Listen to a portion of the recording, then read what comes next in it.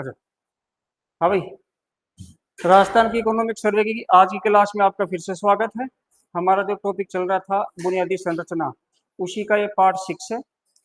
इस क्लास में हम बात करेंगे उस विषय के बारे में कि राजस्थान में ऐसी कौन कौन सी योजनाएं हैं जो बाहर से वित्त पोषित है, यानी ऐसी फाइनेंशियल इंस्टीट्यूशन जो राजस्थान में योजनाओं को फंड प्रोवाइड करवाती है। ऐसी टोटल 14 योजनाएं हैं, ठीक है, जिनके बारे में हम डिस्कस करेंगे। तो आज के लेक्चर को हम शुरू करते हैं। सबसे पहले देखते हैं कि बाह्य सहायता प्राप्त परियोजनाएं हैं, ये क्यों है। देखो, विकास को गति देने के लिए इन परियोजनाओं की शुरुआत की गई है। क्यों की गई है? विकास को गति देने के लिए, फ्यूलिंग ग्रोथ। अब यहाँ आपको 4 चीजें समझनी है। पहला कि भाई इन योजनाओं का उद्देश्य क्या है, कि हम बाहर से जो फंड लेते हैं इसका उद्देश्य क्या है, पर्पज क्या है। दूसरा, कौन कौन सी फाइनेंशियल ऑर्गेनाइजेशन है, इंस्टीट्यूशन है जो हमें फंड प्रोवाइड करवाती है। तीसरा, हम समझेंगे ये फंड कौन सी परियोजनाओं के लिए यूज होता है। और चौथा, हम समझेंगे कौन कौन से सेक्टर हैं जिससे इनके द्वारा मिले गए फंड में ग्रोथ और डेवलपमेंट हो रहा है। क्लियर? तो सबसे पहले देखते हैं उद्देश्य। देखो, राज्य के त्वरित विकास के लिए विभिन्न आधारभूत एवं सामाजिक क्षेत्र की परियोजनाओं के लिए वित्त पोषण करवाया जाता है। पहला तो आप ये समझो, ठीक है। वित्त पोषण करवाया जाता है किस किस के लिए? देखो, विभिन्न आधारभूत और सामाजिक क्षेत्र की परियोजनाओं के लिए। आधारभूत यानी बेसिक इंफ्रास्ट्रक्चर और सोशल सेक्टर की परियोजनाएं हैं, उनके लिए फंड प्रोवाइड करवाया जाता है। दूसरा है राज्य के लोगों का जीवन स्तर सुधारने हेतु। भाई यदि विकास होगा तो लोगों के लिए ज्यादा सुविधाएं बढ़ेंगी, ठीक है ना, और लोगों को रोजगार मिलेगा। रोजगार मिलेगा तो उनकी इनकम बढ़ेगी, इनकम बढ़ेगी तो लिविंग स्टैंडर्ड बढ़ेगा, ठीक है। गरीबी दूर होगी, वो ज्यादा खर्च कर पाएंगे किसके ऊपर? उपभोग के ऊपर। और उपभोग के ऊपर ज्यादा खर्च करेंगे तो फिर बिजनेस बढ़ेगा, बिजनेस बढ़ेगा, डिमांड बढ़ेगी तो सप्लाई बढ़ाने के लिए प्रोडक्शन बढ़ाना पड़ेगा, ठीक है ना। तो इकोनॉमी में चीजें आपस में जुड़ी हुई होती हैं। एक है अतिरिक्त संसाधनों का निर्माण करने के लिए। देखो, राज्य के पास जितने संसाधन हैं उससे राज्य सरकार कार्य कर रही है। तो जितने भी सेक्टर अपने, प्राइमरी सेक्टर, सेकेंडरी, टर्शियरी, लेकिन इतने संसाधनों से पूर्ति नहीं हो पा रही है। तो बाहर से जो हम फंड लेते हैं उससे हम एक्स्ट्रा जो रिसोर्सेस है वो जनरेट कर पाते हैं। क्लियर? 3 है इसके मुख्य। इसमें 1-2 बिंदु आप खुद की तरफ से जोड़ सकते हो। जैसे मैंने बताया था आपको, गरीबी दूर हो जाती है, बेरोजगारी दूर हो जाती है, समझ रहे हो क्या? रोजगार बढ़ते हैं या फिर इकोनॉमी एक्टिविटी बढ़ती है। अब कौन कौन सी फाइनेंशियल ऑर्गेनाइजेशन या इंस्टीट्यूशन है जो राजस्थान में इन परियोजनाओं के लिए फंड प्रोवाइड करवाती है? पहला है वर्ल्ड बैंक। क्या है? World bank. अब देखो, वर्ल्ड बैंक एक ग्रुप है। क्या है? ग्रुप है। इसमें 5 संस्थाएं हैं। एक है IBRD, international bank for reconstruction and development. Second world war हुआ, तो सेकेंड वर्ल्ड वॉर जब खत्म होने वाला था तो एक ब्रेटन वुड समझौता हुआ था। कहाँ पर? अमेरिका में एक जगह ब्रेटन वुड, वहां पर एक समझौता हुआ था। उसके तहत 3 प्रकार की संस्थाएं बनाने की बात करी गई थी कि सेकेंड वर्ल्ड वॉर में जितना भी डिस्ट्रक्शन हुआ है, जितना भी विध्वंस हुआ है, तो पुनः निर्माण किया जाएगा किसका? आधारभूत अवसंरचना का। उसको फंड प्रोवाइड करने के लिए हम बनाते हैं वर्ल्ड बैंक, ठीक है। और जितना भी फाइनेंशियल इम्बैलेंस हुआ है, वित्तीय अस्थिरता हुई है, जो बिजनेस है, जो एक्सपोर्ट इंपोर्ट होता है देशों के बीच में, ठीक है ना, उसमें क्या है? इम्बैलेंस हो रहा है। तो इस इम्बैलेंस के लिए, इसको सुधारने के लिए हम देश को क्या देंगे? फंड देंगे। इसके लिए IMF बनाया गया, इंटरनेशनल मॉनेटरी फंड।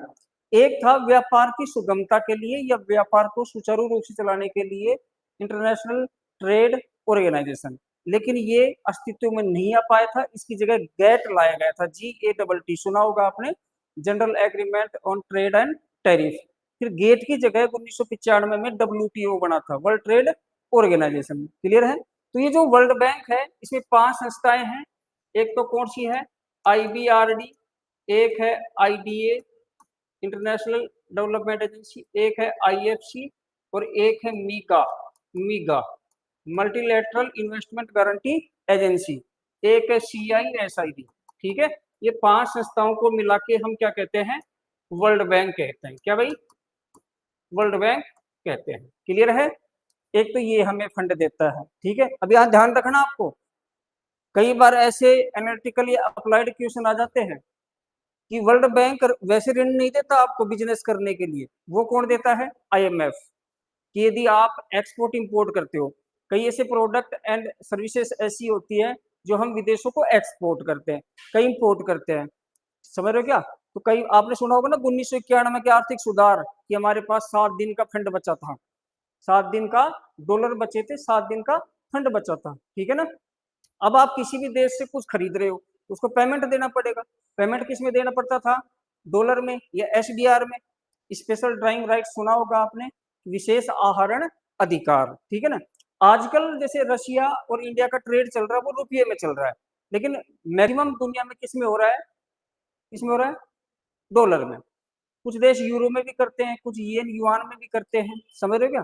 तो डॉलर सबसे बड़ी एक क्या है, करेंसी है, ग्लोबली करेंसी है, ठीक है।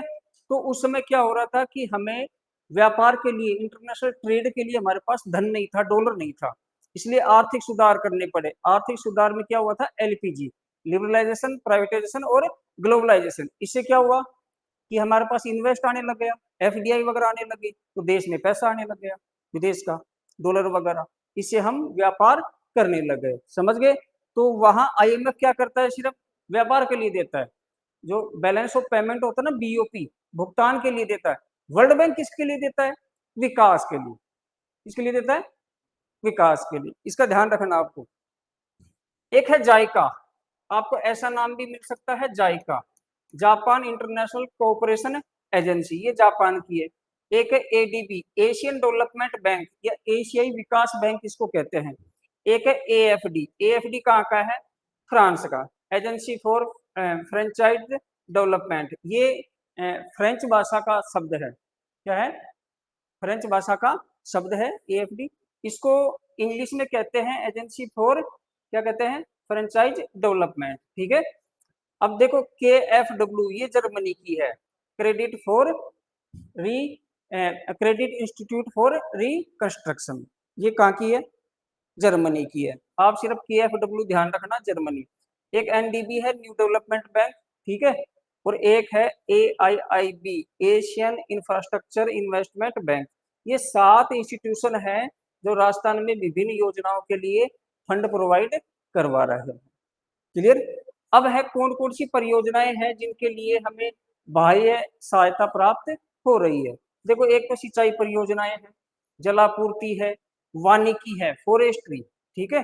कि जो एनवायरमेंट इकोलॉजी डिग्रेडेशन हो रहा है, ह्रास हो रहा है, तो या फिर क्लाइमेट चेंज हो रही है, इकोलॉजी में ह्रास हो रहा है, वाइल्ड लाइफ में ह्रास हो रहा है, तो उसको दोबारा से बनाने के लिए, वृक्षारोपण करने के लिए, इस चीज के लिए क्या चाहिए, फंड चाहिए। एक है सड़क, एक है शहरी विकास, आधारभूत संरचना, और एक है ऊर्जा। ये 6-7 परियोजनाएं हैं जिनके लिए हमें क्या मिलता है, बाहर से फंड मिलता है। क्लियर। अब कौन कौन से सेक्टर हैं जिसमें ये परियोजनाएं लागू हो रही है, पेयजल है, गरीबी उन्मूलन है, शिक्षा है, स्वास्थ्य है, आधारभूत सुविधा है, एनर्जी, रोड, लाइवलीहुड। और ये सारे के सारे कौन से हैं, हाई प्रायोरिटी सेक्टर हैं, उच्च प्राथमिकता प्राप्त क्षेत्र है। तो यदि प्रीलिम्स में इस टाइप का क्वेश्चन आ जाए कि निम्न में से कौन सा एक हाई प्रायोरिटी सेक्टर नहीं है, तो ऐसी चीजें ध्यान रखना, क्या क्या है, हेल्थ है, एजुकेशन है, रोड है, वो ड्रिंकिंग वाटर है, या आवास है, सैनिटेशन है, ये हाई प्रायोरिटी है। बाकी की चीजें बाद में, कि आपके पास फॉर्च्यूनर होनी चाहिए कि नहीं होनी चाहिए, वो बाद की बात। पहला काम है तन ढकना, कपड़े पहनना, कौन से ब्रांड के होने चाहिए, बात की बात। पहला काम है पेट भरना, खाना खाना। अब आप पिज्जा खाओगे, बर्गर खाओगे, वो बात की बात, समझ गया। तो हाई प्रायोरिटी सेक्टर कौन से हो गए, समझ गए होंगे मैं क्या कहना चाह रहा हूँ। क्लियर। चलो नेक्स्ट देखते हैं। देखो 2024-25 के प्रारंभ में राज्य में 13 बाह्य सहायतित परियोजनाएं चल रही थी। कितनी है भाई, 13। क्लियर है। और बाह्य सहायतित परियोजनाएं, इसको एक्सटर्नली एडेड प्रोजेक्ट्स कहते हैं। एडेड का एड का मतलब होता है सहायता। क्या होता है, जैसे आपने सुना होगा ना, first aid, first aid box तो प्राथमिक सहायता, कहीं कभी चोट लग जाए, कोई दुर्घटना हो जाए तो सबसे पहले जो उपचार करते हैं फर्स्ट एड। ठीक है। अक्टूबर 2024 में राजस्थान जलवायु परिवर्तन प्रतिक्रिया और पारिस्थितिकी तंत्र सेवा संवर्धन एक नई योजना चलाई गई है। इस नाम की किसके सहायता से? जायका के, जापान इंटरनेशनल कोऑपरेशन एजेंसी के द्वारा। ठीक है, इन्होंने फंड प्रोवाइड किया है। अब इसकी इंग्लिश में क्या कहेंगे? राजस्थान क्लाइमेट चेंज, ये ध्यान रखना, Rajasthan climate change response and ecological services enhancement, ये ध्यान रखना है आपको। अरे क्लियर है क्या? इनहेंसमेंट का मतलब क्या होता है? किसी चीज को संवर्धन करना, बढ़ाना, या फिर ऑगमेंटेड भी कहते हैं इसको। ठीक है। अब क्या है भाई, चालू परियोजनाओं के लिए 2024-25 में 3886.18 करोड़ का प्रावधान हुआ है कि जितनी भी 13 के 14 परियोजनाएं हैं, इनके लिए 2024-25 के लिए कितना प्रावधान है? 3886.18 करोड़ का। किसमें? 2024-25 के लिए। अब कोई योजना 2018 से चल रही है, कोई 2019 से चल रही है, कोई 2022 से चल रही है, लेकिन हर साल क्या देते हैं? बजट देते हैं, फंड देते हैं। क्लियर? दिसंबर 2024 तक इसमें से 2167.93 करोड़ रुपए खर्च हो चुका है। ये तो क्या है? टोटल लागत, और इसमें ये क्या है? एक्सपेंडिचर। अरे समझ गए? ओके। अब देखते हैं योजनाएं। पहली योजना है राजस्थान शहरी क्षेत्र विकास कार्यक्रम।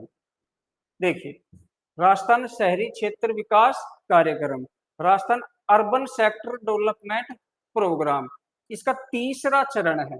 कौन सा चरण है? तीसरा। और इसको फंड किसने दिया है?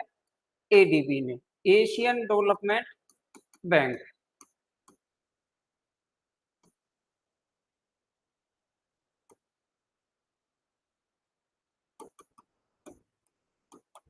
इसने दिया है भाई, ये ध्यान रखना। अब आपसे देखो प्रीलिम्स में सीधा सीधा पूछ ले, परियोजना का नाम दे दे, फिर 4 ऑप्शन दे दे कि इसको फंड किसने प्रोवाइड करवाया है या किसकी सहायता से चालू है। तो ऑप्शन देगा आपको क्या? ऐसे देगा भाई option, A D B, N D B, A I I B and world bank. अब आप कंफ्यूज हो जाओगे, सुने हुए ये सारे हैं, सुने हुए क्या हैं? सारे हैं, लेकिन आप कंफ्यूज हो जाओगे, क्योंकि देखो कोई चीज हम पढ़ते रहते हैं ना, अभी आप पढ़ रहे हो, मैं पढ़ा रहा हूँ, मैं बता रहा हूँ आपको चीजें, एक एक बातें, तो आपकी रैम में चल रही है, मतलब आपकी जो अस्थायी मेमोरी है उसमें चल रही है। अब इसको स्थायी मेमोरी में डालने के लिए आपको बार बार पढ़ना पड़ेगा, बार बार रिविजन करना पड़ेगा। क्लियर है? और जब तक आप बार बार रिविजन नहीं करोगे तब तक स्थायी मेमोरी में नहीं जाएगा, और स्थायी मेमोरी में नहीं जाएगा तो जब आप पेपर देने बैठोगे तो रिकॉल नहीं हो पाएगा, फिर आप कंफ्यूज हो जाओगे। हम चीजों में कंफ्यूज क्यों होते हैं? इसलिए होते हैं कि कोई चीज सर पढ़ा तो था, लेकिन क्या है याद नहीं आ रहा। इसका मतलब क्या है? कि आपने चीजों को बार बार रिवाइज नहीं किया। किस चीज को हम बार बार करते रहते हैं, फिर आप आंख बंद, आपको कोई आधी रात में जगाएगा ना, आधी रात में, ये राजस्थान की राजधानी क्या है? आप कहोगे जयपुर है, सोने दो। क्यों? क्योंकि आपने हजारों बार सुना है, उसको रिवाइज किया है। समझ गए हो क्या? तो ये चीजें होती है, तो इन चीजों का ध्यान रखना है। देखो पढ़ना तो है ही, क्वेश्चन का फॉर्मेशन कितने टाइप से है ये भी समझना। क्वेश्चन कितने टाइप के होते हैं वो मैं आपको बता दूंगा। प्रीलिम्स में 3 टाइप के क्वेश्चन होंगे, बेसिक या फंडामेंटल क्वेश्चन, अप्लाइड क्वेश्चन और एडवांस क्वेश्चन। ठीक है? बेसिक कौन से होते हैं, अप्लाइड कौन से होते हैं, एडवांस कौन से होते हैं, और इनको कैसे हैंडल करना है, इसके लिए मैं एक पर्टिकुलर यूट्यूब पे वीडियो बनाऊंगा, वहां देख लेना। ठीक है? कौन कौन से होते हैं, हैंडल कैसे करते हैं, ये भी बताऊंगा। ठीक है? ओके। अब देखो नवंबर 2015 में शुरू हुई, मार्च 2025 तक है, तो ड्यूरेशन कितनी हो गई? लगभग 10 वर्ष। ड्यूरेशन कितनी है? लगभग 10 वर्ष। अरे क्लियर है क्या? कितनी है? 9.5 है, लेकिन लगभग 10 वर्ष। क्लियर? अब 12 शहरों में इस योजना में क्या किया जाएगा? 12 शहरों में 3930.45 करोड़ के कार्य किए जा रहे हैं। कितने के? 3930.45 करोड़ के कार्य किए जा रहे हैं। और दिसंबर 2024 तक 3689.89 रुपए खर्च हो चुके हैं। अब यहाँ ध्यान रखना, टोटल लागत तो कितनी आ जाएगी, इतनी, और दिसंबर 2024 तक कितना खर्च हो चुका है, इतना। दोनों चीजें क्लियर है ना। आगे देखिए, अब ये 12 शहर कौन कौन से हैं। देखो, ये तो चीज आप याद रखो मत रखो, पहले तो कार्य देख लो कि इस योजना में कार्य क्या क्या किए जा रहे हैं। सीवरेज कार्य है, जलापूर्ति है, ड्रिंकिंग वाटर सप्लाई है, और सीवरेज जो गटर वगैरह का पानी होता है उसको बाहर भेजना। फिर ये सीवरेज है, और ड्रेनेज, ड्रेनेज का मतलब बारिश वगैरह हो जाए तो पानी जब वगैरह भर जाता है, अर्बन फ्लड आ जाती है, तो बारिश के पानी को शहर से बाहर निकालना, वो क्या है, ड्रेनेज। सीवरेज और ड्रेनेज दोनों अलग अलग है, ठीक है ना। सीवरेज का कनेक्शन होता है, आपके जो बाथरूम वगैरह होते हैं उससे क्या होता है, कनेक्शन होता है पाइप के द्वारा। और ड्रेनेज, रोड का पानी है वो भी तो जाएगा ना बाहर, रोड का पानी भी तो बाहर, तो रोड का कोई कनेक्शन थोड़ी है, तो नालियों के थ्रू जाएगा ड्रेन होके, ठीक है। अब ये 12 शहर कौन कौन सी हैं, पाली है, झुंझुनू है, ये जिला हेडक्वार्टर है, श्रीगंगानगर भी जिला हेडक्वार्टर है, और टोंक है, ये भी जिला हेडक्वार्टर है। भीलवाड़ा, बीकानेर, सवाई माधोपुर, उदयपुर, माउंट आबू, माउंट आबू सिरोही जिले का एक शहर है, ये ध्यान रखना है, सिरोही जिले की एक तहसील है, क्लियर। फिर झालावाड़ में झालरा पाटन है, वहां झालावाड़ पाटन लिख रखा है इकोनॉमिक सर्वे में, लेकिन वो झालरा पाटन है। झालरा पाटन सुना होगा, सूर्य मंदिरों का शहर, घंटियों का शहर, ठीक है ना। फिर कोटा है, और बांसवाड़ा है।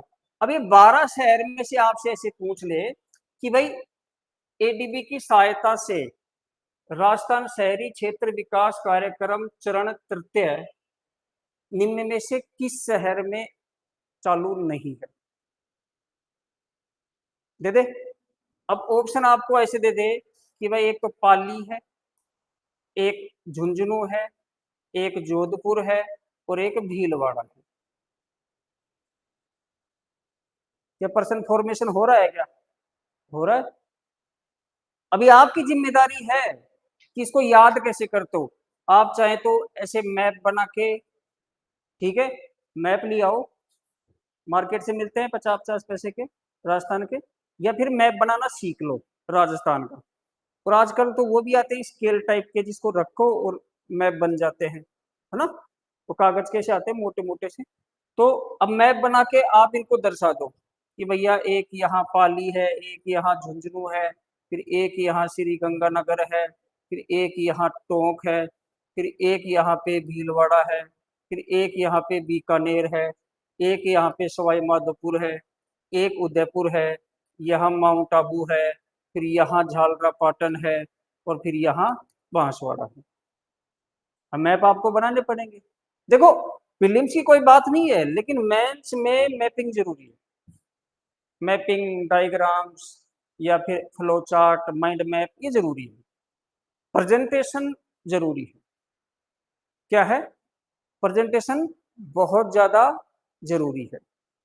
प्रेजेंटेशन करना भी एक स्किल होती है, क्या होती है, स्किल होती है, ताकि जब एग्जाम पेपर चेक करने वाला आपका पेपर पढ़े, चेक करने बैठे, तो आपका आंसर इतना सुंदर दिखना चाहिए, उसको प्रेजेंट ऐसा वाव कि उसको एक एक चीज समझ में आ जाए, ताकि आपको वो आधा एक नंबर ज्यादा दे।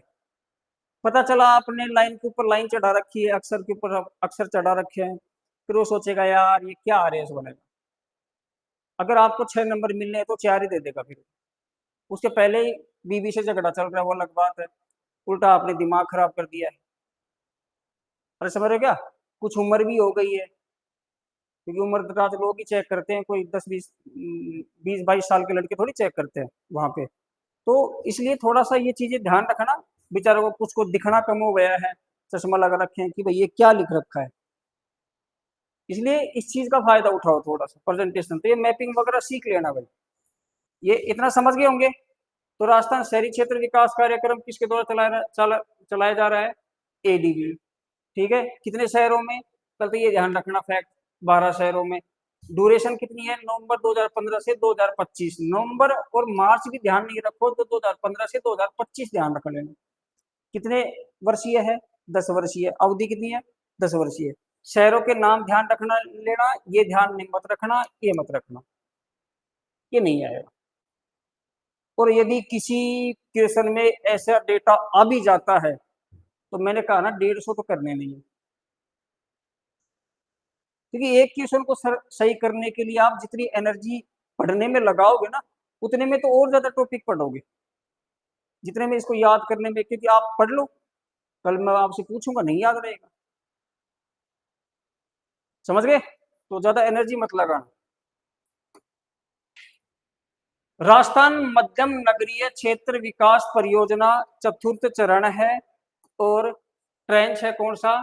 फर्स्ट। अब ये ट्रेंच क्या होते हैं पहले ये समझ लो। देखो, कोई भी योजना है उसको फेज में पूरा किया जाता है, कि भाई एक योजना है लंबे समय तक चलेगी। कितने समय तक चलेगी? लंबे समय तक। तो मान लो फेज बना दिए कि पहला फेज का कार्य ये होगा, दूसरे का ये होगा, तीसरे का ये होगा, 3 फेज हो गए। अब फेज में भी देखो भाई कई कार्य हैं, तो इसको ट्रेंच में बांट देते हैं। किसमें? ट्रेंच में। तो ट्रेंच एक तरह से ये समझ लो सब फेज हो गया। क्या हो गया? फेज का भी सब फेज यानी उपचरण हो गया। इसलिए तो ट्रेंच शब्द आ जाए ना, तो इसमें घबराना नहीं है बिल्कुल भी। ट्रेंच का मतलब समझ गए होंगे आप। अब ये क्या है? एडीबी के द्वारा ही क्या है? वित्त पोषित है। पहले तो ये ध्यान रखना, क्या है? वित्त पोषित। पहली बात समझ गए। दूसरी, सेकेंडरी टाउन। सेकेंडरी टाउन, देखो जो अर्बन एरिया है या सिटी है वो कई टीयर के होते हैं। Tier first city, tier second, tier third, tier fourth. जैसे Delhi, Mumbai, Chennai, Kolkata tier first city है। जयपुर है ये टीयर 2 में आता है वैसे तो। राजस्थान ऑल ओवर इंडिया में, लेकिन राजस्थान में टीयर फर्स्ट में है। जयपुर, जोधपुर, अजमेर, कोटा, उदयपुर ये शहर किसमें है? टीयर फर्स्ट में है। समझ रहे हो क्या? तो अब इनसे नीचे वाले, चाहे जिला हेडक्वार्टर हो, चाहे उपखंड हेडक्वार्टर हो, या तहसील हेडक्वार्टर हो, ठीक है ना। अब देखो जैसे ब्यावर है वो अब बन गया होगा जिला, लेकिन साल 2 साल पहले तो तहसील ही था। अरे था कि नहीं था? टीयर 2 सिटी है राजस्थान की। कौन सी सिटी है? टीयर 2, दूसरे लेवल की, सेकेंडरी लेवल की। तो टीयर 2 टाउन समझ गए होंगे। टीयर 2 टाउन समझ गए क्या? ठीक है। अब ये इसकी ड्यूरेशन कब से कब तक की है? जनवरी 2021 से नवंबर 2028, लगभग 8 वर्ष। कितनी है? 8 वर्ष, 2021 से 28 तक। क्लियर है? उसकी कितनी थी? 10। इसकी कितनी है? 8। ठीक है। 27 शहरों में कुल 3076.63 के कार्य किए जाएंगे। दिसंबर 2024 तक 2067.80 करोड़ व्यय हो चुका है। टोटल लागत कितनी है? 3076.63 करोड़। तो टोटल एक्सपेंडिचर अब तक कितना हो चुका है दिसंबर 2024 तक? 2067.80 करोड़ रुपए। अब इसमें कार्य वही है, कौन कौन से? सीवरेज लाइन वगैरह डलेंगी, फिर जलापूर्ति ड्रिंकिंग वाटर के लिए वाटर सप्लाई लाइन वगैरह डलेंगी, फिर मल कीचड़ एवं सेप्टेज प्रबंधन, इसको बोलते हैं faecal sludge and septage management, FSSM, ये ध्यान रखना। FSSM आंसर राइटिंग में ऐसी शॉर्ट फॉर्म काम में आएंगे आप, क्योंकि आंसर पढ़ने वाला है ना, चेक करने वाला, उसको तो पता है। अब आप इतना लंबा लिखो तो उससे अच्छा है ना ये लिख दो इतना सा। तो शॉर्ट फॉर्म है ये आपके काम में आएंगे, इसका ध्यान रखना। ठीक है। सेफ्टी टैंक का तो नाम सुना होगा। सेफ्टी टैंक अपन गड्ढा वगैरह खुदवाते हैं टॉयलेट के लिए, ठीक है, उसके लिए है। अब इसमें कौन कौन से 27 शहर हैं ये ध्यान रखना। सिरोही जिला हेडक्वार्टर है, इसका माउंट आबू है वो क्या है? तहसील है। ठीक है। फिर सरदार शहर चूरू में है। सरदार शहर कहाँ है? तहसील है। कहाँ है? चूरू में है। फिर बांसवाड़ा जिला हेडक्वार्टर है। खेतड़ी झुंझुनू जिले में है। पहले नीम का थाना जिले में आ गया था, वापस कहाँ चला गया? झुंझुनू जिले में। फिर मंडावा, ये झुंझुनू में है। मंडावा सुना है क्या कभी? अरे नहीं, वो मंडोर है। जोधपुर में मंडोर है, ये मंडावा है। आपने मूवी देखी है क्या? पीके। पीके में वो संजय दत्त का और आमिर खान का जो सीन आता है ना, वो बाजी वाले, वो मंडावा है। आपने बजरंगी भाईजान देखी होगी। जितना भी पाकिस्तान का सीन दिखाया गया है ना, वो सारा मंडावा है। तो मंडावा हेरिटेज टाउन है एक, वहां पर क्या है? कई हवेलियां हैं। ठीक है। और जो अपने देश विदेश के सैलानी हैं, टूरिस्ट, वो वहां पे आते रहते हैं। तो मंडावा ध्यान रखना कहाँ है, कहाँ है, झुंझुनू जिले में। क्लियर है, ठीक है। फिर कुचामन, डीडवाना कुचामन का नाम सुना होगा। फिर रतनगढ़, ये भी कहाँ है, चूरू में। रतनगढ़ कहाँ है, चूरू में। फतेहपुर, फतेहपुर कहाँ है, सीकर में। फतेहपुर शेखावाटी का नाम मैंने कल परसों भी बताया था आपको। प्रतापगढ़ जिला है कहाँ पे, साउथ में। लाडनू, डीडवाना कुचामन जिले में है, पहले नागौर में था, अब कहाँ है, डीडवाना कुचामन जिले में। ये ध्यान रखना। अब कई बच्चे कहते हैं ना कि सर नए जिलों के अनुसार आएगी या पुराने जिलों के अनुसार आएगी। अरे कैसे भी आए, आपको तो चीजें पता होनी चाहिए ना। पूछने वाला कैसे भी पूछे, वो आपको फोन करके थोड़ी पूछेगा कि भाई साहब मैं नए जिले का अनुसार पूछूं या पुराने के अनुसार पूछूं। आप तैयार हो, अरे समझ गए। पढ़ना तो दोनों ही है कि डीडवाना आए गया है, कुचामन डीडवाना ये दोनों शहर हैं। ये कुचामन अलग है और डीडवाना अलग है, जिले का नाम डीडवाना कुचामन है। क्लियर। मकराना जानते हो, नागौर में था, अब कहाँ गया, डीडवाना कुचामन में। फिर लक्ष्मणगढ़, सीकर। देखो लक्ष्मणगढ़ दो है, एक अलवर में भी है, एक सीकर में भी है। ये कौन सा है, सीकर वाला। ठीक है। फिर बांदीकुई दौसा में है, नीम का थाना वापस सीकर में चला गया। शाहपुरा जयपुर वाला, ये NH 8 पे। फिर जोबनेर जयपुर में है। बाड़ी, ये धौलपुर में है। बाड़ी कहाँ है भाई, धौलपुर में। फिर डीग अलग से जिला बनी गया है। फिर भवानी मंडी, ये इंपोर्टेंट है, ये कहाँ है, झालावाड़। ये इंपोर्टेंट क्यों है, इसका प्रश्न आजकल एग्जाम्स में आ रहा है, क्योंकि भवानी मंडी है ना, इधर देखो, जैसे झाला, ये राजस्थान का ये वाला क्षेत्र है ना, ये वाला कोटा झालावाड़ बारा वाला, तो यहाँ भवानी मंडी है। क्लियर। अब भवानी मंडी जो कस्बा है वो ऐसा है, इसका कुछ भाग MP में है, कुछ भाग का है MP में, और लगभग 30% भाग का है MP में, और 70% भाग का है लगभग राजस्थान में। लेकिन इसका जो रेलवे स्टेशन है ना, वो दोनों में है, यहाँ बीच में रेलवे स्टेशन का है, बीच में। अब ये प्रश्न बनता है कि नहीं बनता, क्योंकि ऐसा है नहीं राजस्थान में कहीं कि कोई रेलवे स्टेशन या इंटरस्टेट बाउंड्री पे लोकेटेड हो। अब प्रश्न नहीं बनता है। अब इसलिए एग्जामिनर ने देखा, हाँ भाई बच्चा यहाँ तक नहीं पढ़ा होगा, बच्चे ने यहाँ तक पढ़ाई नहीं करी होगी, इसलिए पूछने लग गया अब कि निम्न में से कौन सा रेलवे स्टेशन है जो राजस्थान MP की सीमा पर स्थित है। अब बच्चे सोचेंगे अरे ऐसा तो है ही नहीं, सुना ही नहीं कभी, पढ़ाने वालों ने नहीं पढ़ाया, किताब वालों ने नहीं छापा, लेकिन बोर्ड तो पूछता है ना ऐसे क्वेश्चन, जहां कंफ्यूजन वही क्वेश्चन। मेरा एक ये फेमस स्टेटमेंट है, ध्यान रखना, जहां कंफ्यूजन है ना वही क्वेश्चन। जहां आपको लगे ना कि यार ये चीज कंफ्यूजिंग है, उसको अच्छी तरह से पढ़ो। सीधी चीज नहीं पूछेगा वो आपसे, आपसे अब फिलहाल ऐसे नहीं पूछेगा कि बताओ भाई चंबल नदी कहाँ से निकलती है। अब वो माइनर नदियां पूछेगा। कैसी, माइनर, छोटी छोटी नदियां, कि बताओ निम्न में से कौन सी एक चंबल की सहायक नदी नहीं है। एक तरफ 4 मुख्य नदी देगा और 4 छोटी नदियां देगा, फिर बोलेगा मिलान कीजिए। इसका मतलब क्या हो गया, हो सकता है 2 आपको आए, लेकिन 2 में आप भी कंफ्यूज हो। अब आप रिस्क लोगे, तो 50% चांस है हो सकता है सही हो जाए, और 50% चांस है गलत हो जाए। तो आप तो उसको सही मान के काउंट करोगे फिर कि भाई मेरा ये भी सही है, ये भी सही है, और जब आंसर की आएगी, अरे यार ये भी गलत है, ये भी गलत है, अरे ये भी गलत है। इसलिए जहां कंफ्यूजन है ना उसका ध्यान रखना आपको। भवानी मंडी समझ गए, झालावाड़ में है। फिर शाहपुरा भीलवाड़ा वाला, तिजारा, खैरकल तिजारा अलग से जिला बनी गया है। भिंडर कनौड़, ये जो राजस्थान का सदन पार्ट है ना, सदन पार्ट, यहाँ उदयपुर है। क्या है, उदयपुर से एक रास्ता जाता है किधर, निम्बा हेड़ा की तरफ, और निम्बा हेड़ा से ऊपर चित्तौड़गढ़, तो नीचे की तरफ जाते हैं, इधर एक रास्ता जाता है सलूम्बर की तरफ। तो वहां एक तो भिंडर है और एक कनौड़ है, 2 छोटे छोटे कस्बे हैं आसपास। तो भिंडर भिंडर और कनौड़ समझ गए क्या, कहाँ पे है, उदयपुर।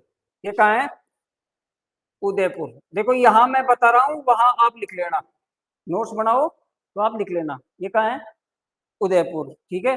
गंगापुर भीलवाड़ा वाला है, दौसा है, और सूरतगढ़ पीली बंगा। सूरतगढ़ पीलीबंगा कहाँ है? श्री गंगा नगर में। और पीलीबंगा, सूरतगढ़ श्री गंगा नगर में, पीलीबंगा कहाँ है? हनुमानगढ़ में। कहाँ है भाई? हनुमानगढ़ में। लेकिन दोनों पास पास हैं तो उसको एक ही कर दिया गया इस योजना के तहत। क्लियर है? सारे हो गए? याद हो गए? नहीं हुए एक दो बार रिवाइज करना है और मैप बनाना है बस। ठीक है?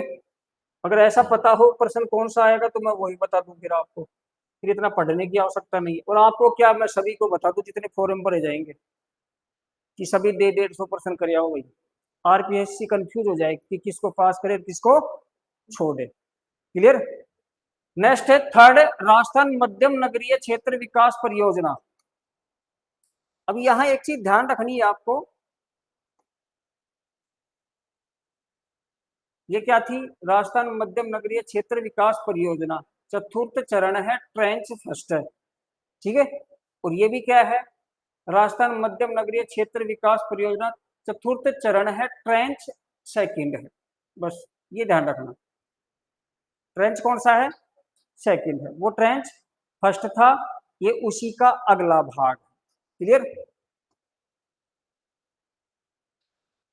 तो देखो भाई, ये भी किसके द्वारा फंडेड है? एनडीबी, यानी कि न्यू डेवलपमेंट बैंक। ये ध्यान रखना आपको। ड्यूरेशन कब से कब तक की है? अप्रैल 2023 से मई 2028।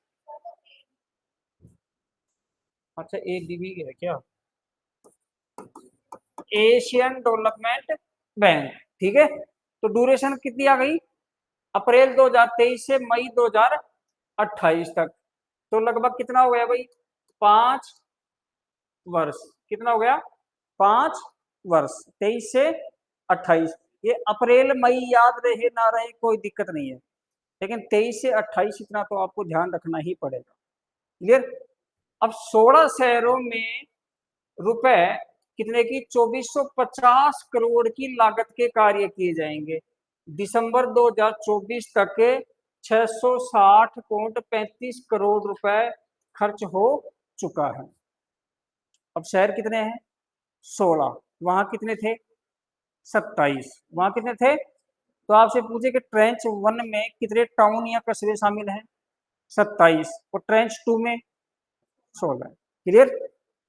अब कार्य वही है, सीवरेज, वाटर सप्लाई, ये शहरी सौंदर्यकरण, ये ध्यान रखना, ये अलग है उसमें। और जल निकासी, वाटर ड्रेनेज। ठीक है? अब इसमें शहर 16 है, वो कौन कौन से हैं? नोखा बीकानेर में है। कहाँ है? बीकानेर में। नोखा कहाँ है? बीकानेर में। और नोख कहाँ है? अब फलोदी में है। कहाँ है? वो नोख अलग है, नोख सभ्यता है ना, वो अलग है। वो, हाँ नो है वो। तू भरपूर बोल रहा है ना, तब बता रहा हूँ। नोख कहाँ है? फलोदी में। मैंने बताया था ना पहले, पोखरण तहसील में था, फिर उसको जोधपुर की बाप तहसील में मिला दिया। ठीक है? और बाप तहसील को जब जिला बना तो फलोदी जिले में मिला दिया, तो नोख भी कहाँ चला गया? फलोदी जिले। ये कौन सा है? नोखा। क्लियर? फिर बूंदी है, डूंगरपुर है, बालोतरा अलग से जिला है, सागवाड़ा, डूंगरपुर। आपने सुना होगा भीखा भाई सागवाड़ा नहर, सुना है क्या? भीखा भाई सागवाड़ा नहर, डूंगरपुर, जो माही नदी से निकाली गई है। तो सागवाड़ा कहाँ है भाई? डूंगरपुर। फिर जोधपुर आ गया, भरतपुर है, बाड़मेर है, निम्बा एड़ा चित्तौड़गढ़ में है, नाथ द्वारा राजसमंद में है। ये कहाँ है? नाथ द्वारा कहाँ है? राजसमंद में। और नाथ द्वारा में कौन सा मंदिर है? श्रीनाथ जी का। कौन से स्थान पे? सिहाड़। कौन से स्थान पे? सिहाड़ स्थान पे। बाद में उसका नाम नाथ द्वारा हुआ है। ठीक है? नवलगढ़ कहाँ है? हाँ, नवलगढ़ कहाँ है?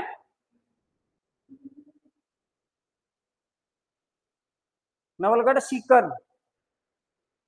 रतनगढ़ कहाँ है? चूरू में। भवानी मंडी वो आ ही गया है। अब यहाँ ध्यान रखना, वहां भी भवानी मंडी, यहाँ भी, वहां भी रतनगढ़, यहाँ भी। तो कहीं देखो, एक जगह एक ट्रेंच में क्या है? जैसे ड्रिंकिंग वाटर है, दूसरे ट्रेंच में क्या है? सीवरेज है। तो ऐसे दो बार नाम मिल सकते हैं आपको, ध्यान रखना है। फिर ये 3 शहर हैं, अब बताओ ये टूरिज्म के लिए इम्पोर्टेंट है कि नहीं है? पुष्कर, जैसलमेर और माउंट आबू। इसलिए इनके सौंदर्यकरण के लिए, किसके लिए भाई, टूरिस्ट आएंगे तो सुंदर बनाओ शहर को, बढ़िया पेड़ पौधे लगाओ, बगीचे, साफ सफाई वगैरह है, पार्क वगैरह है, ये डेवलप करो बढ़िया तरीके से। ठीक है, बढ़िया मार्केट वार्केट सजाओ, स्ट्रीट लाइट वगैरह ठीक कर दो।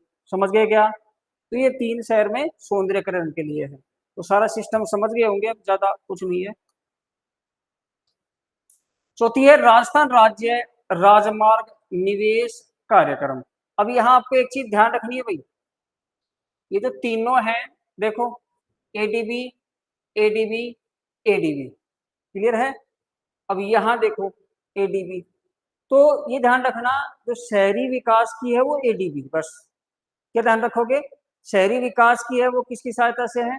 एडीबी से। एक ट्रिक्स मिल गई क्या, कि शहरी विकास बराबर एडीबी। क्लियर है? अब राजस्थान राज्य राजमार्ग निवेश कार्यक्रम है फर्स्ट, कार्यक्रम कौन सा है? फर्स्ट। ट्रेंच कौन सा है? सेकंड। ठीक है, और किसकी सहायता से है? वही Asian development bank. Rajasthan state highway, राज्य राजमार्ग की बात करी जा रही है, नेशनल हाईवे की बात नहीं की जा रही है। इन्वेस्टमेंट प्रोग्राम, उसमें निवेश करने की बात की जा रही है। अगला आएगा वो डेवलपमेंट प्रोग्राम आएगा, कौन सा आएगा?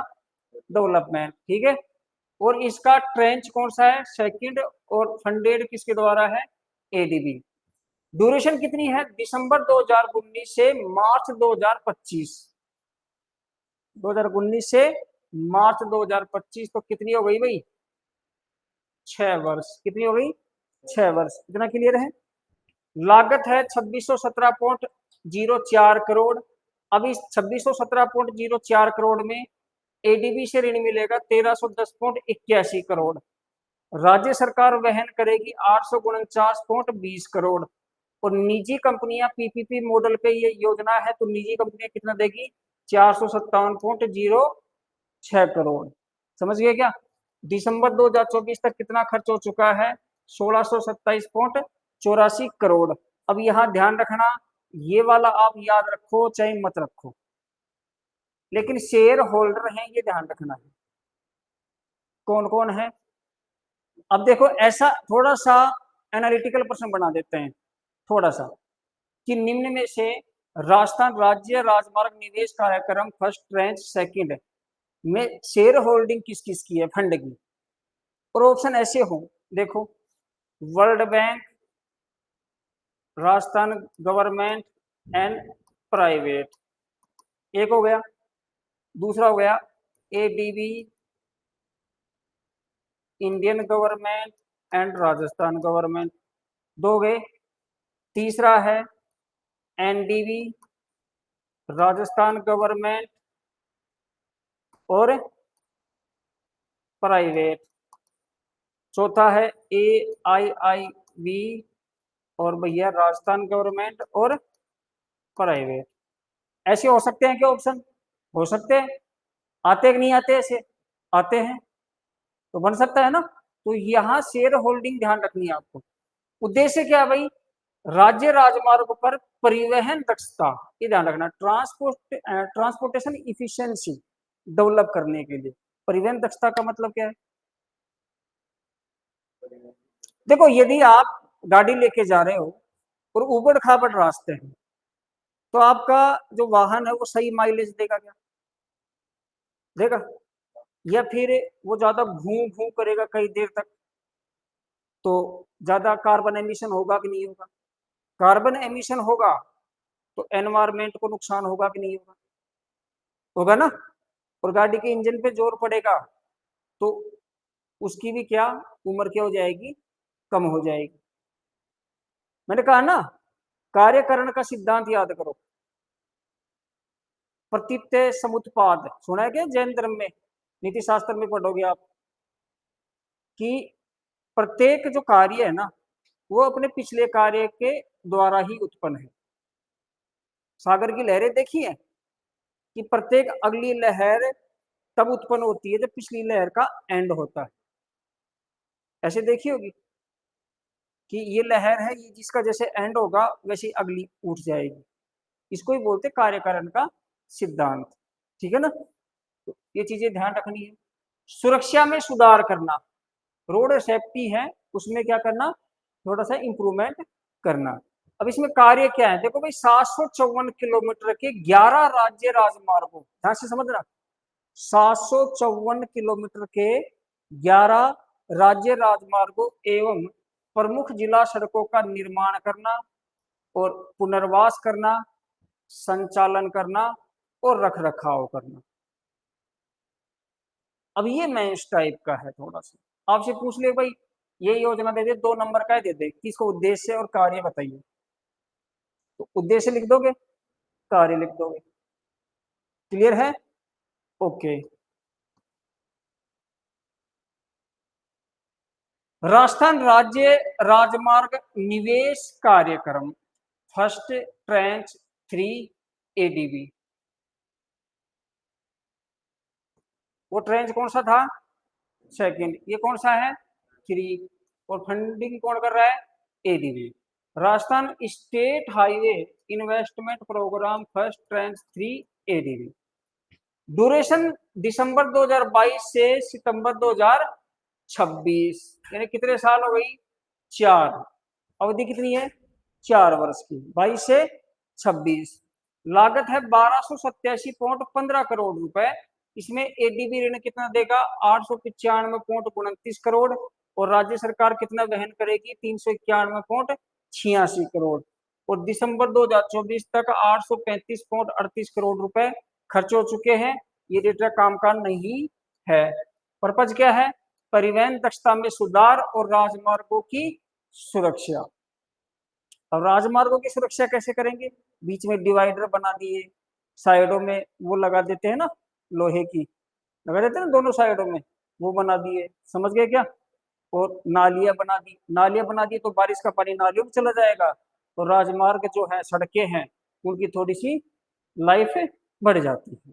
क्लियर, कार्य क्या क्या होंगे, 290 किलोमीटर के 4 राज्य राजमार्गों का निर्माण करना, पुनर्वास करना, संचालन और रख रखाव। और PWD पब्लिक वर्क्स डिपार्टमेंट और PPP पब्लिक प्राइवेट पार्टनरशिप की परियोजनाओं की परियोजना प्रबंधन क्षमता में, ध्यान से समझना, PWD और जो PPP मोड पे कोई भी परियोजना लाती है उसकी प्रबंधन क्षमता में क्या करना है भाई, वृद्धि करना, सुरक्षा उपायों का कार्यान्वयन करना, इनकी मॉनिटरिंग करना और रोड सेफ्टी में सुधार करना। ये उद्देश्य है और ये कार्य कर रही है इस योजना के तहत। क्लियर, अभी आपको सेम से लगेंगे तो आप कंफ्यूज भी हो सकते हो, लेकिन घबराना बिल्कुल भी नहीं है। राजस्थान राज्य राजमार्ग विकास कार्यक्रम, अब वो दोनों क्या थे, निवेश कार्यक्रम, ये क्या है, विकास कार्यक्रम। तो यदि राजस्थान राज्य राजमार्ग निवेश कार्यक्रम पूछे तो ADB आ जाएगा, क्या जाएगा, यदि आपसे निवेश कार्यक्रम पूछे, इन्वेस्टमेंट प्रोग्राम पूछे तो किसकी सहायता से है, ADB। और आपसे विकास कार्यक्रम पूछे, डेवलपमेंट प्रोग्राम पूछे तो वर्ल्ड बैंक, किसकी सहायता से है, वर्ल्ड बैंक से। क्लियर है, अब देखो ड्यूरेशन है 2019 से 24, कितने वर्ष हो गए, 5 वर्ष। लागत है 2996.70 करोड़, 2996.70 करोड़ रुपए। अब इसमें से वर्ल्ड बैंक ऋण कितना देगा भाई, 1779.43 करोड़। राज्य सरकार कितना वहन करेगी, 893.63 करोड़। और निजी शेयर कितना होगा, 323.64 करोड़। तीनों समझ गए, 3 शेयर होल्डर हो गए। अब इसमें दिसंबर 2024 तक 2247.61 करोड़ रुपए खर्च कर दिया गया है। उद्देश्य क्या है, उद्देश्य देखिए, राज्य राजमार्गों के प्रबंधन को सुदृढ़ करना, चयनित राजमार्गों पर यातायात प्रवाह को सुचारू बनाना, वही है उद्देश्य। तो थोड़े से शब्द आगे पीछे कर दिए हैं। कार्य क्या है, 891 किलोमीटर लंबाई के 13 राज्य राजमार्गों को 2 लेन या मध्यवर्ती लेन, 2 लेन या मध्यवर्ती लेन। देखो लेन मैंने बताई थी, जैसे कोई ये स्टेट हाईवे है, ठीक है, 2 लाइनों के बीच में एक लेन होता है। अब ये ऐसे कर दिया तो भैया एक जाने का और एक आने का, तो 3 लाइनें होगी, 3 लाइनों के बीच में 2 लेन होता है। क्लियर है? ठीक है। लेकिन मानकों में अपग्रेड करना, क्या करना है कि कोई ऐसा स्टेट हाईवे है जो सिंगल लेन चल रहा है, उसको डबल लेन करना या 2 लेन करना। ठीक है, या अपग्रेड हो गया नहीं हो गया, पहले से अपग्रेड हो गया। राजस्थान राज्य राजमार्ग प्राधिकरण, ये सुना है? सुना है क्या? NHAI सुना है क्या?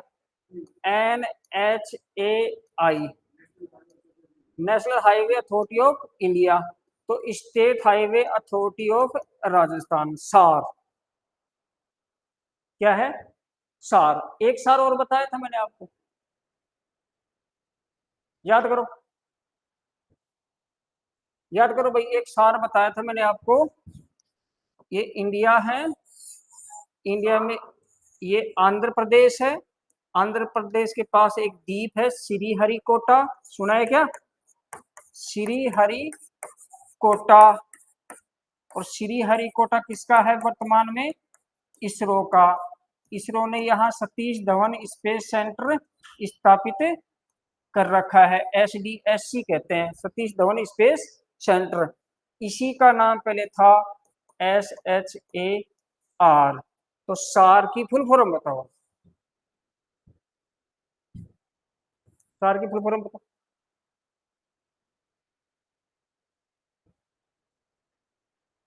सार, एक तो सार इधर है, state highway authority of Rajasthan, ठीक है, एक सार इधर है। देखो इस टाइप के क्वेश्चंस आते हैं प्रीलिम्स में, इसरो से, DRDO से इस टाइप के क्वेश्चंस आते हैं। कोई भी इंस्टीट्यूशन पूछ ली जाती है उनकी, कोई विंग पूछ ली जाती है। कहाँ गया था तू? कमाल हो गए पांडे जी। बताओ सार।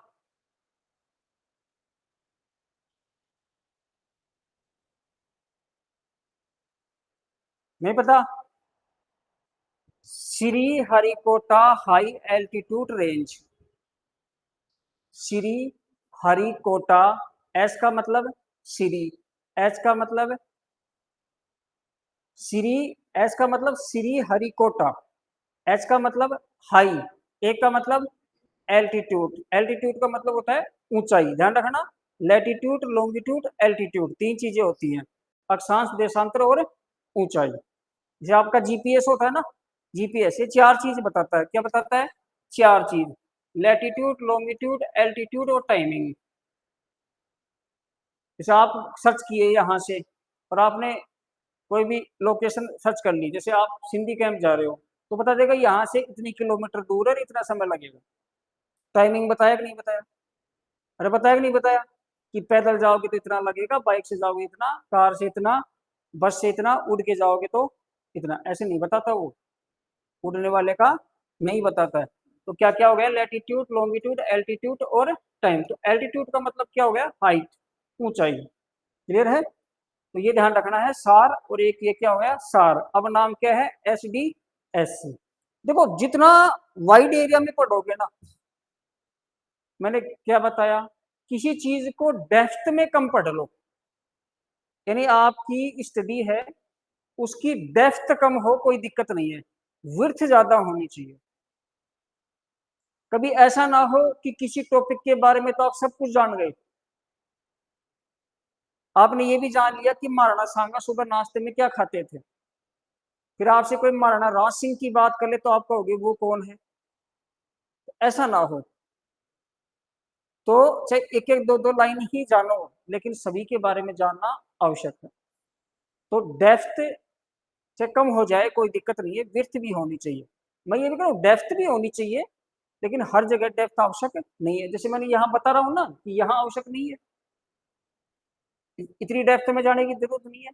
लेकिन 14 योजनाएं हैं तो 14 14 पता होनी चाहिए बस, कि किस उद्देश्य क्या है, किस सेक्टर के लिए है, और फंडिंग कौन दे रहा है, इतना तो पता होना चाहिए ना। ठीक है, तो ये हो गया सार का संचालन। ठीक है,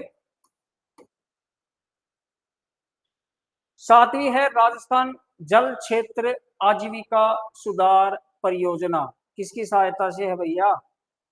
जायका, जायका किसकी सहायता से है? जायका से। फुल फॉर्म बताओ, जायका की फुल फॉर्म बता। है, बड़ी हो गई? कल भी इतनी थी, तो जब ये जायका बना था उस दिन भी इतनी थी, बड़ी कहाँ हो गई? तुम बताओ भाई। हाँ, तो एक शब्द है कोऑपरेशन, को डैश ऑपरेशन, को यानी साथ, साथ कार्य करने के लिए, सहयोग। एक कॉरपोरेशन होता है, क्या होता है? कॉरपोरेशन, ये ध्यान रखना आपको, एक कोऑपरेशन है एक कॉरपोरेशन है। तो जापान इंटरनेशनल कोऑपरेशन एजेंसी, ठीक है, जापान अंतर्राष्ट्रीय सहयोग एजेंसी, हिंदी में नाम आ जाए तो क्या आएगा? जापान या जापानी अंतर्राष्ट्रीय सहयोग एजेंसी। क्लियर? ठीक है। Water sector livelihood improvement project, इसलिए कई बार इसकी शॉर्ट फॉर्म आ जाती है RWSLIP। ये क्यों आ जाती है? क्योंकि साइंस टेक के आप प्रश्न देखो मेंस के, कुछ ना कुछ ऐसा आता है, आता ही नहीं आता, तो ये ध्यान रखना है, इकोनॉमी भी आ जाए तो। ड्यूरेशन है 2017 1 अप्रैल से 31 मार्च 2028 तक, कितने साल? 11 साल, ये ध्यान रखना थोड़ा इंपॉर्टेंट, ये एक बार तो पूछ भी लिया है। लागत है 2294.30 करोड़ रुपए, इसमें जायका कितना देगा? 1882.70 करोड़ रुपए, और राजस्थान गवर्नमेंट कितना देगी? 411.60 करोड़ रुपए। आरजी का मतलब क्या है? राजस्थान गवर्नमेंट नहीं, गवर्नमेंट, कौन? गवर्नमेंट। ठीक है, दिसंबर 2024 तक 881.38 करोड़ रुपए इसके ऊपर खर्च हो चुका है।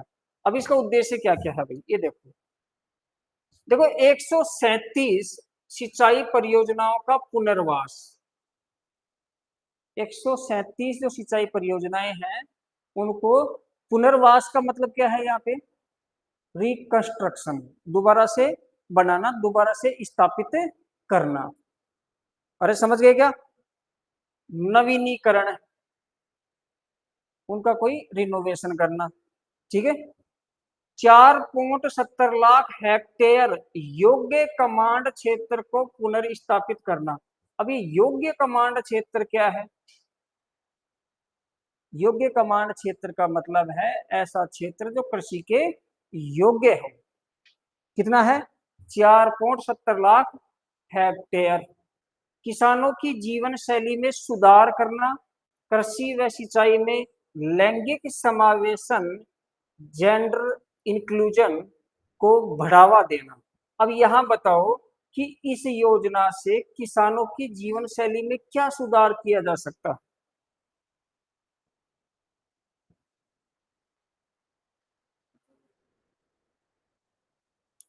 देखो, जो इरिगेशन हैबिट्स जो होती हैं, सिंचाई की आदतें, सिंचाई की आदतें मतलब इसको इसके पापा ने भेजा रात को कि जा भाई तू खेत में जाके पानी दे दे फसल में।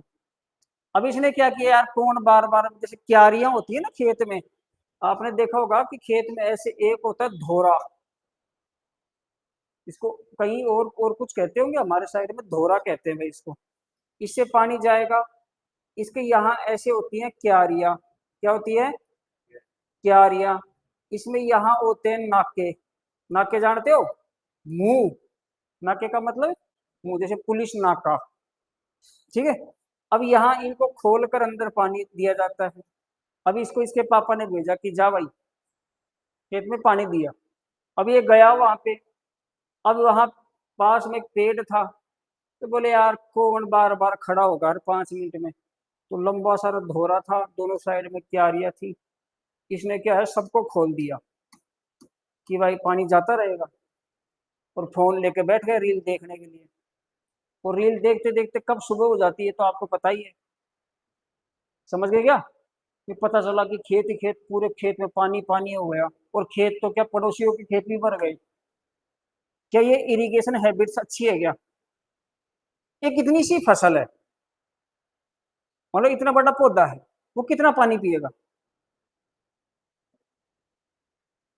आपने क्यारी में इतना पानी भर दिया कि पौधे, सारे पौधे लगा दो क्यारी के, उनका जितना वेट है उससे 1000 गुना ज्यादा। तो पानी कहाँ जाएगा? वाष्पीकृत होगा? होगा कि नहीं होगा? तो पानी आने के लिए, लाने के लिए कठिनाई हो रही है, जाने के लिए थोड़ी कठिनाई हो रही है। समझ गए क्या? या फिर जमीन अवशोषित कर लेगी। तो ये जो इरिगेशन हैबिट्स हैं, इनको थोड़ा सा जीवन शैली में सुधार करना, उनको ऐसी टेक्निक्स बताना कि भाई आप जो माइक्रो इरिगेशन सिस्टम है उसको अडॉप्ट करो। इसमें क्या क्या है, स्प्रिंकलर है और ड्रिप इरिगेशन सिस्टम है। समझ गए क्या? तो उनकी जो जीवन शैली सुधार करना। कृषि व सिंचाई में लैंगिक समावेशन का मतलब क्या है? Gender inclusion. इसका मतलब ये है कि महिला और पुरुष है, ठीक है, उन दोनों का क्या हो, योगदान समान हो। कई बार आपने देखा होगा कि खेत है, एक जो भी ग्रामीण परिवार, किसान परिवार खेती करते हैं, तो खेती के कार्य में 80 से 90% कार्य महिलाएं करती हैं। करती है नहीं करती? पुरुष क्या करता है? मैं कई बार देखता हूँ कि पाइप पड़े हैं, पाइप में कनेक्शन कर दो बस, फव्वारे जोड़ दो। ये जब फसल निकलती है, फसल हार्वेस्ट होती है, उस समय 2-4 दिन काम करते। बाकी सारे, बाकी सारे कौन करती है? महिलाएं। निराई गुड़ाई कटाई कौन करती है? महिलाएं। तो महिलाओं की भागीदारी क्या हो, सुनिश्चित हो, किस आधार पर? पुरुष और महिला की समानता के आधार पर भागीदारी हो, कि जो काम महिला कर रही है वो पुरुष को भी करने चाहिए। कहीं ऐसे नहीं कि भाई निनाण करना या निराई गुड़ाई करते हैं ना, फसल लगने के 15-20-30 दिन बाद वो खरपतवार उखाड़ते हैं, कि भाई वो महिलाएं करेंगी, हम तो पुरुष हैं। ऐसा नहीं होना चाहिए, ठीक है। ये चीजें हैं थोड़ी सी। जल उपयोग दक्षता और कृषि उत्पादकता में वृद्धि करना। जल उपयोग दक्षता का मतलब है क्या? याद करो एक चीज,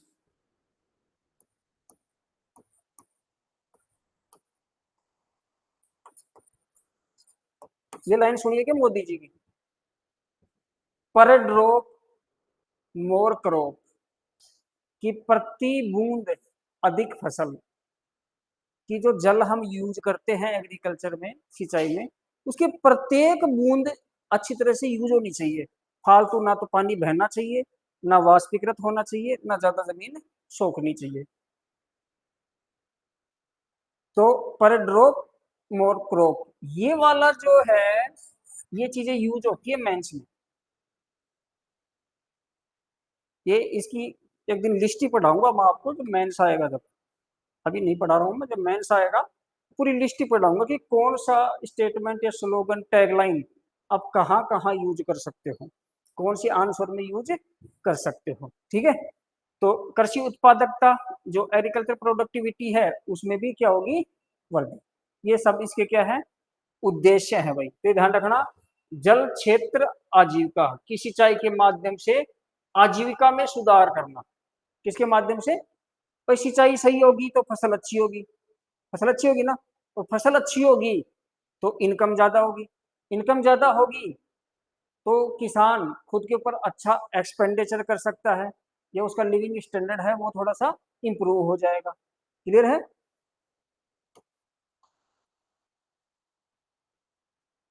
मरु क्षेत्र के लिए राजस्थान जल क्षेत्र पुनर्संरचना परियोजना trench first and second NDB. अब ये क्या है देखो भाई, मरु क्षेत्र के लिए यानी मरुस्थल की बात हो रही है, राजस्थान जल क्षेत्र पुनर्संरचना परियोजना ट्रेंच कौन से हैं, फर्स्ट एंड सेकंड, और फंडिंग कौन दे रहा है, न्यू डेवलपमेंट बैंक। अरे ठीक है क्या, ये ब्रिक्स विकास बैंक का नाम सुना है, उसी का नाम एनडीबी है, ध्यान रखना। ब्रिक्स विकास बैंक का नाम ही क्या है, एनडीबी। ठीक है। राजस्थान वाटर सेक्टर, ये ध्यान रखना, water sector restructuring project for desert area. कौन से एरिया के लिए, मरु क्षेत्र के लिए। क्या है, राजस्थान वाटर सेक्टर की क्या है, रीस्ट्रक्चरिंग, पुनर्संरचना परियोजना। यानी जो मरुस्थलीय क्षेत्र में जो जल हम उपलब्ध करवा रहे हैं, किसके थ्रू, नहरों के थ्रू, उसको दोबारा से रीस्ट्रक्चर करना। क्या करना भाई, हमने नहर बना दी, लेकिन उससे क्या है, क्या हो रहा है, अपव्यय हो रहा है जल का। क्या हो रहा है, अपव्यय हो रहा है। ठीक है ना, उसको हम क्या करेंगे, दोबारा से बनाएंगे। अब कैसे बनाएंगे, ड्यूरेशन है मई 2018 से फरवरी 2025, 7 वर्ष तक। और कितने चरणों में पूरी होगी, 2, ट्रेंच फर्स्ट एंड सेकेंड। लागत है 3291.63 करोड़ रुपए, और फंडिंग कौन दे रहा है, एनडीबी 70%, राजस्थान गवर्नमेंट 30%। एनडीबी कितना देगा, 70%, और राजस्थान गवर्नमेंट कितना देगी, 30%। क्लियर। उद्देश्य क्या है, आईजीएनपी के चरण फर्स्ट के पुनर्गठन हेतु। अब आईजीएनपी इंदिरा गांधी नहर परियोजना सुना है क्या,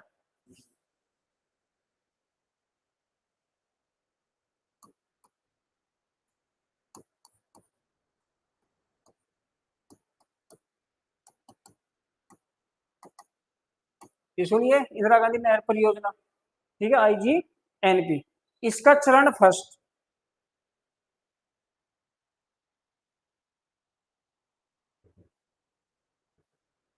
चरण फर्स्ट, एक तो राजस्थान फीडर आ गई, और मुख्य नहर का थोड़ा सा भाग था। राजस्थान फीडर थी, और मुख्य नहर का थोड़ा सा भाग था, वो शामिल थे इसमें। अब इसमें लाभ कौन कौन से जिलों को मिल रहा है भाई, गंगानगर को, हनुमानगढ़ को, चूरू को, नागौर को, बीकानेर को, झुंझुनू को, सीकर, जोधपुर, जैसलमेर और बाड़मेर, वो जिले जिनको इंदिरा गांधी नहर परियोजना से लाभ मिल रहा है, वही इसी परियोजना के तहत लाभान्वित होंगे। क्लियर है। कार्य क्या क्या किया जाएगा, रीलाइनिंग कार्य किया जाएगा। रीलाइनिंग क्या है कि भैया ये मुख्य नहर है, अब इससे एक तरफ तो शाखाएं हैं, एक तरफ लिफ्ट नहर है। क्या है, लिफ्ट नहर। एक रावतसर शाखा इधर है, बाकी सारी शाखा इधर है कि नहीं है। अब इन शाखाओं से, लिफ्ट नहर से वितरिकाएं हैं निकली हुई है, छोटी छोटी, छोटी छोटी क्या है, वितरिकाएं, ऐसे। अरे समझ गए क्या, डिस्ट्रीब्यूटरीज निकली हुई है। अब पहले क्या है, अनन फनन में बना दी गई, अब कई जगह जहां जरूरत थी वहां बनी नहीं, और जहां कम जरूरत थी वहां ज्यादा बन गई। अब क्या करें, रीलाइनिंग करेंगे, दोबारा से बनाएंगे, किसी को जोड़ देंगे, किसी को बंद कर देंगे। समझ गए क्या, रीलाइनिंग समझ गए। ठीक है। फिर जल भराव उन्मूलन, ये इंपोर्टेंट, आपने ये शब्द सुना होगा, वाटर लॉगिंग, सुना है क्या, जल भराव नहीं सुना, कि गंगानगर और हनुमानगढ़ क्षेत्र में आईजीएनपी के द्वारा ज्यादा सिंचाई हो रही है, और ज्यादा सिंचाई से भूमि दलदली हो गई है, जिससे वाटर लॉगिंग की समस्या हो गई है, जल भराव की समस्या। इसी को हम सेम की समस्या कहते हैं। क्या कहते हैं, सेम की समस्या। इससे सबसे ज्यादा प्रभावित क्षेत्र है हनुमानगढ़ का बड़ोपल क्षेत्र। कौन सा, बड़ोपल, एक गांव है बड़ोपल। उस बड़ोपल क्षेत्र में वाटर लॉगिंग के कारण जब दलदली भूमि हो गई है, तो दलदली भूमि में कीड़े मकोड़े पनपते हैं, आपने देखा होगा। अब कीड़े मकोड़े, मच्छर वगैरह पनपे हैं, तो उनको खाने के लिए पक्षी भी आएंगे। अब पक्षी आएंगे तो कई प्रजातियों के पक्षी आएंगे। अब कई बर्ड की जो प्रजातियां हैं, बर्ड्स की, वो आ रही है तो डाइवर्सिटी बढ़ेगी। इसलिए राजस्थान की सेकंड बर्ड सेंचुरी बनाने के लिए प्रस्तावित है बड़ोपल। राजस्थान की सेकंड बर्ड सेंचुरी बनाने के लिए प्रस्तावित क्या है? बड़ोपल। फर्स्ट कौन सी है? केवलादेव घना पक्षी Bihar Bharatpur, first bird sanctuary. Bird village किसको कहते हैं? Bird village.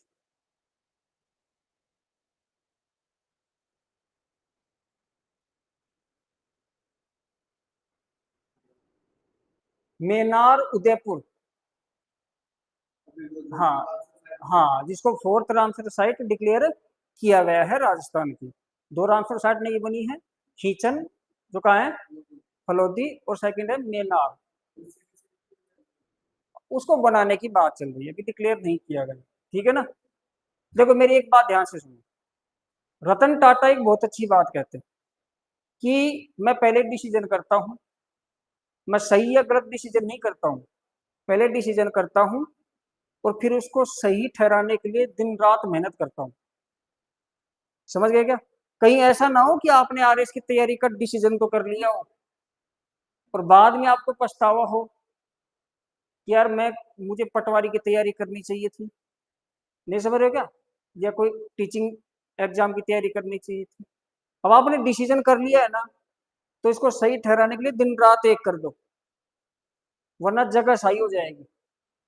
इसलिए पढ़ो, न्यूज़पेपर पढ़ो, अपनी करंट की क्लास चल रही है उसको चला के बैठ जाओ। आपको देखना भी नहीं है ना, घनश्याम सर को नहीं देखना है तो कान में ईयरफोन लगा के उल्टा रख दो मोबाइल को, सुन तो सकते हो ना। और न्यूज ऐसी आती है कि न्यूज बार बार उसी क्रम में चलती रहती है, वही चीजें चलती रहती है। ठीक है ना? एक साल में यदि 400 न्यूज है तो घटनाएं 100 ही है बस। घटना कितनी होंगी? 100। उन 100 घटनाओं से रिलेटेड ही 400 500 न्यूज आती है। क्लियर है? तो ये चीज ध्यान रखनी है आपको।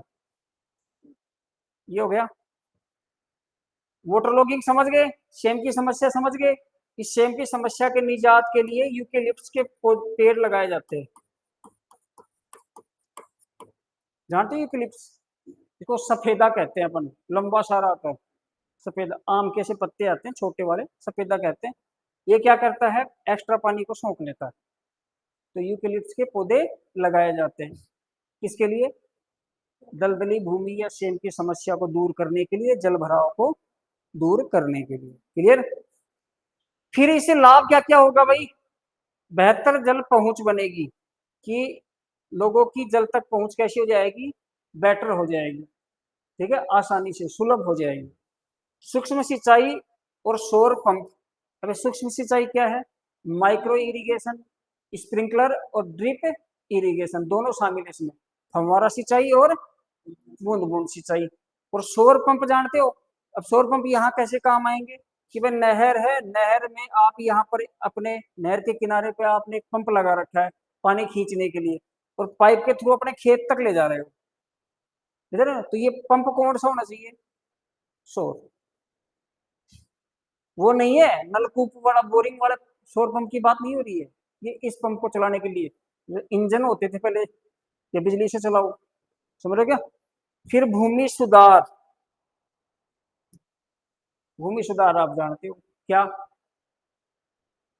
भूमि सुधार, री रीडिस्ट्रीब्यूशन। आपने सुना होगा ना, भूदान आंदोलन, भूमि सुधार आंदोलन, सुना है? कि भाई जिनके पास ज्यादा जमीन है, जिनके पास जमीन नहीं है, आप उनको दे दो खेती करने के लिए। बोले मैं तो नहीं दूंगा। बोले यार बटाई पे दे दे, कम से कम इसकी थोड़ी बहुत इनकम होगी। आपके पास 100 बीघा जमीन है और आप उसमें सेटिंग से खेती नहीं कर पा रहे हो, तो कम से कम आप किसी और को दोगे तो उसकी भी आजीविका चलेगी और आपकी खेती भी हो जाएगी। समझ गए क्या?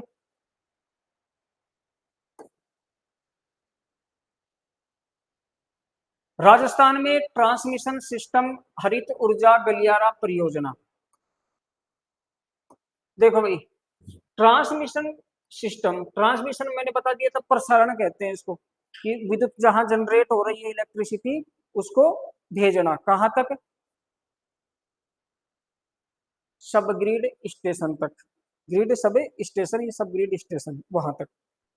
हरित ऊर्जा गलियारा परियोजना सेकंड है, और KfW जो कहाँ की है, जर्मनी, उसके द्वारा फंडेड है। ठीक है। Transmission system in Rajasthan under किसके under, green energy corridor project, ये ध्यान रखना, GECP कहते हैं इसको। ठीक है। नवंबर 2022 से 2026 कब तक, 4 वर्ष। लागत कितनी है, 984.32 करोड़।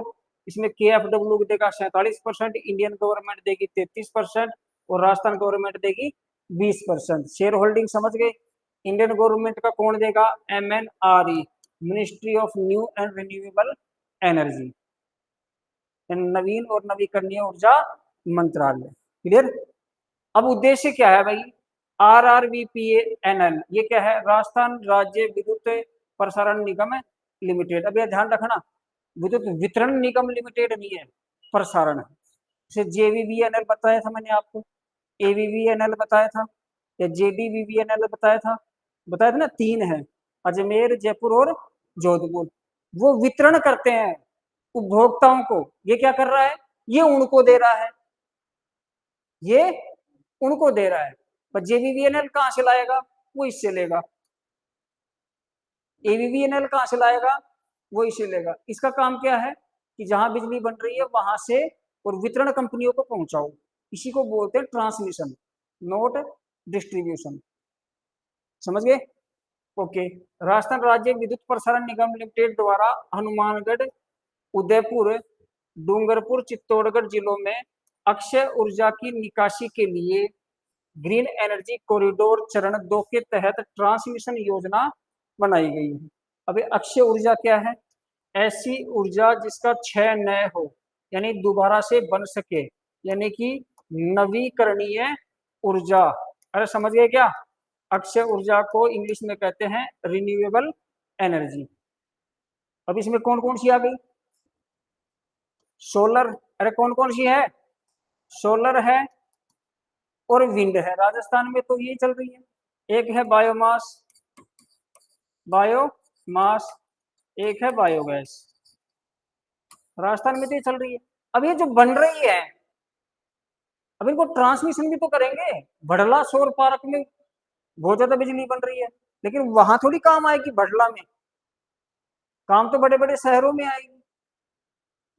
वह तो रेजिडेंशियल कंजप्शन होगा, या इंडस्ट्रियल होगा, या कॉमर्शियल होगा, या एग्रीकल्चरल होगा, और कंजप्शन कहाँ होगा, तो कंजप्शन कहाँ होगा, ये तो घरों में कनेक्शन होंगे, या किसी उद्योग में होंगे, या किसी व्यवसाय में होंगे, या एग्रीकल्चरल कलेक्शन होंगे। समझ गए क्या, कंजप्शन तो यही होगा।